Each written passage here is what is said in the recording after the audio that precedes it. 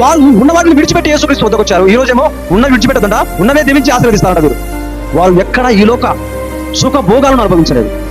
తల్లిదండ్రులు విడిచిపెట్టారు, భార్య పిల్లలు విడిచిపెట్టారు, వారున్న పట్టణాన్ని విడిచిపెట్టారు, వారున్న ప్రాంతాన్ని విడిచిపెట్టారు, వారున్న దేశాన్ని విడిచిపెట్టారు, సమస్తాన్ని విడిచిపెట్టి మోషే చెప్పారు కదా, వీరితో సుఖభోగాలు అనుభవించడం కంటే శ్రమలో క్రీస్తు మనసును ధరించుకోవడము నాకు చాలా ఇష్టము అన్నట్లుగా మరి యేసుక్రీస్తుతో కలిసిన వారికి 12 మందికి హతసాక్షులు అయ్యారు.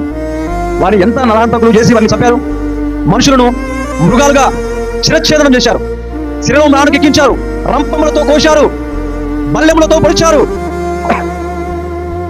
కొరడా దెబ్బలతో అనేక గాయాలను చేర్చారు. వారి వేదన వర్ణనాతీతము.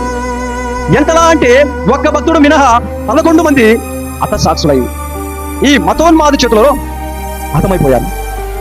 వారి యొక్క హతసాక్షుల మరణమే ఈరోజు ఈ వాక్యాన్ని ఇంతలా మనలను ప్రభావితం చేస్తుంది.